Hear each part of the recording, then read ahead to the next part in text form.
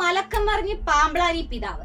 ഒരു പെൺകുട്ടിയെ പോലും ആർക്കും ചതിയിലോ പ്രണയക്കുരുക്കിലോ പെടുത്താനാകില്ല. ക്രൈസ്തവ യുവതികളുടെ പേര് പറഞ്ഞ് വർഗീയതയ്ക്ക് ആരും ശ്രമിക്കേണ്ടെന്ന് തലശ്ശേരി ബിഷപ്പ് മാർ ജോസഫ് പാമ്പ്ളാനി. പ്രണയക്കെണിയുടെ പേര് പറഞ്ഞ് വർഗീയതയുടെ വിഷം ചീറ്റാൻ അനുവദിക്കരുതെന്നും അദ്ദേഹം പറഞ്ഞു. കണ്ണൂർ ചെമ്പേരിയിൽ നടന്ന KCYM-ന്റെ യുവജന സംഗമത്തിൽ പങ്കെടുത്ത് സംസാരിക്കവെയാണ് മാർ ജോസഫ് പാമ്പ്ളാനിയുടെ പരാമർശം. കേരള സ്റ്റോറി പ്രദർശനവുമായി ബന്ധപ്പെട്ട് ഉയർന്നുവന്ന വിവാദങ്ങളുടെ പശ്ചാത്തലത്തിലാണ് അദ്ദേഹത്തിന്റെ പ്രതികരണം. സ്വയം പ്രഖ്യാപിത സംരക്ഷകരാകാൻ ആരും ശ്രമിക്കേണ്ടെന്നും കാസിയെ പേരെടുത്തു പറയാതെ അദ്ദേഹം കൂട്ടിച്ചേർത്തു.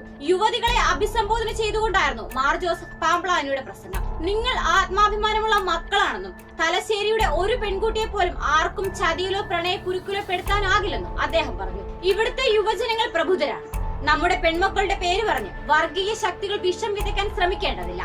നമ്മുടെ പെൺകുട്ടിയെ സംരക്ഷിക്കാൻ നമ്മുടെ സമുദായത്തിന് അറിയാമെന്നും അദ്ദേഹം പറഞ്ഞു. തുടർക്കഥയാകുന്ന മലക്കം മറിച്ചിലുകൾ വിശ്വാസികൾക്കിടയിൽ തന്നെ ശക്തമായ എതിർപ്പിന് കാരണമായിട്ടുണ്ട്. റബ്ബറിന്റെ വില 300 ആക്കുകയാണെങ്കിൽ 2 MP-മാരെ BJP-ക്ക് തരാമെന്ന പ്രസ്താവനയാണ് ആദ്യം ഇറക്കിയത്. എന്നാൽ വിശ്വാസികളുടെ ശക്തമായ എതിർപ്പിനെ തുടർന്ന് അത് വിഴുങ്ങേണ്ടി വന്നു. പിന്നീട് ലവ് ജിഹാദ് ഉണ്ടെന്ന് പറഞ്ഞ പിതാവ് ഇപ്പോൾ അതും വിഴുങ്ങി. സഭയിലെ മേലധ്യക്ഷന്മാർക്കിടയിൽ തന്നെ അഭിപ്രായ സമന്വയമില്ലാത്തത് വിശ്വാസികൾക്കിടയിൽ വ്യാപക പ്രതിഷേധത്തിന് ഇടയാക്കിയിട്ടുണ്ട്. എന്നാൽ അദ്ദേഹത്തിന്റെ ഈ നീക്കം എറണാകുളം വിമത വിഭാഗം പ്രതീക്ഷയോടെയാണ് ഉറ്റുനോക്കിക്കാണുന്നത്.